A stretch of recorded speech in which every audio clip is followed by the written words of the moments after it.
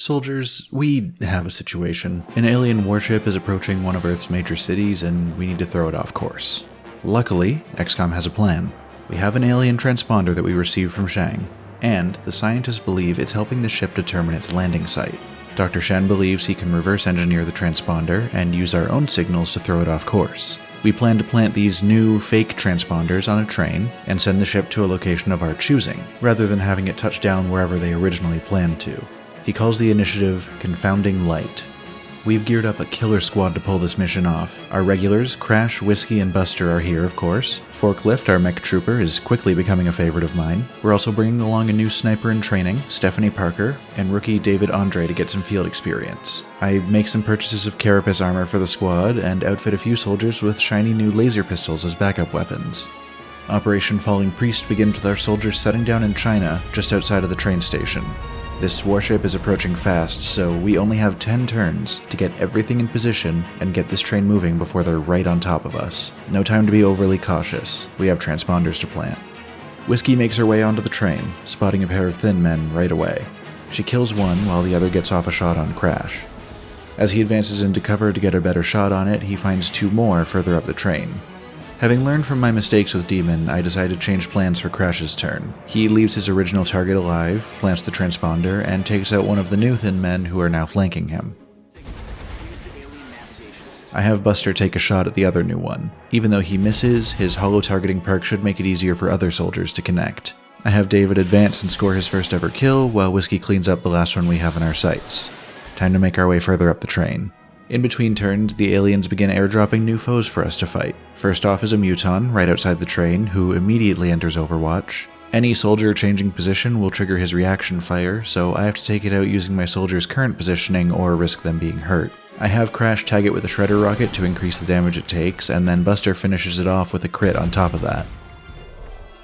I have Whiskey move further up the train, backed up by Forklift until the other soldiers can catch up. She plants a transponder and still has enough movement to get to the location for the next one.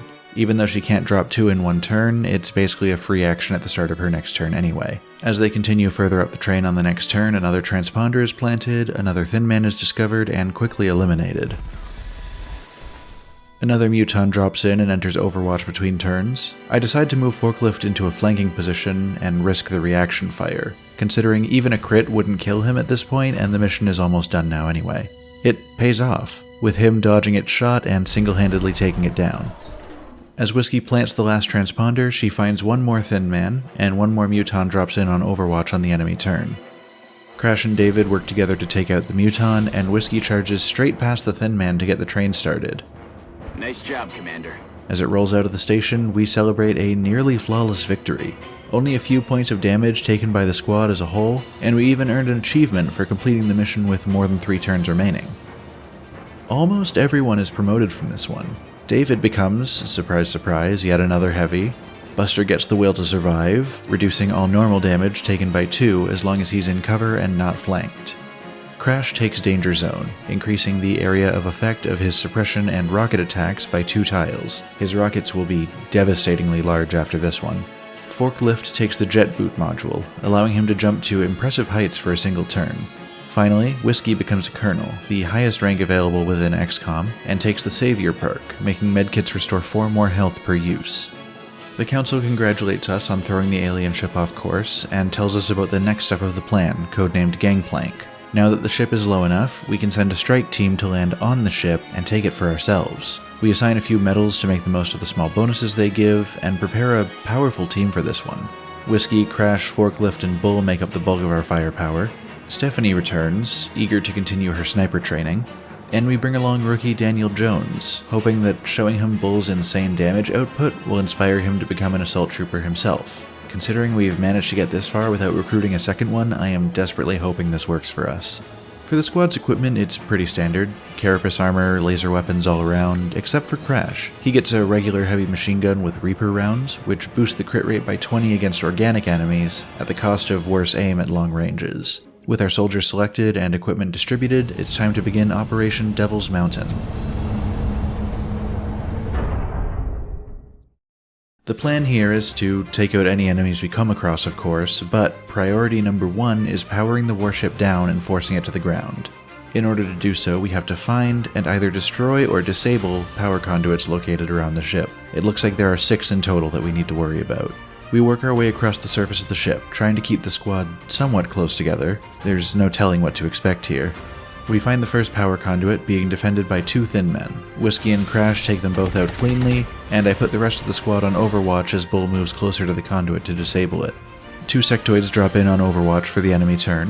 One is killed on sight, and the other misses Bull due to his lightning reflexes before our rookie Daniel takes it out with an unlikely long-range shot. Shit, he might end up becoming a sniper, won't he? With all current threats eliminated, we get the squad to gather round. A single sectoid tries to keep us in check on the enemy turn, and quickly learns just how terrifying it is to have a well-armored man with a laser shotgun rush you down while you can't even fight back. Oh my god! Everyone moves forward, including Whiskey, who alerts a pair of thin men. Forklift takes out the first one, while Whiskey kills the second, as well as the sectoid that joined the fray between turns. With the surrounding area seemingly clear, and another power conduit in sight, we bring the squad back together and reload all our weapons. 2 sectoids drop in for the enemy turn, quickly dispatched by Stephanie and Whiskey. Whiskey's shot even destroys the power conduit that her sectoid was seeking cover behind, so 4 to go. When the squad came to a set of 2 open doors, Daniel, Forklift, and Crash entered the door on their left. They take out a thin man on the other side. Meanwhile, Stephanie, Whiskey, and Bull enter the door on their right and fight a chrysalid. Once again, it doesn't live long enough for us to discover what the heck they even do. Let's hope we can keep that pattern up. Whiskey takes a critical hit from the remaining thin man on the other side of their door, but still has more than half of her health remaining, so I'm not too worried. Forklift flanks it from the left side and takes it out, and we have Whiskey top herself back up to full health with her medkit to continue the mission. Crash and Bull disable the conduits on the left and right side respectively. 2 remain. We have everyone prepare by the next doors, gathering closer and reloading weapons in preparation for whatever's on the other side, when it decides to come for us instead. This weird floating silver disc with 16 health drifts lazily around the wall, laughing off our Overwatch fire, and then becomes this. Surprise, motherfucker! This, ladies and gentlemen, is a cyber disc, and they are terrifying. This one lobs a grenade towards Crash as more enemies are dropped in on the other side of the doors. Luckily, as they drop in, I spot the final 2 power conduits just waiting for us to disable them.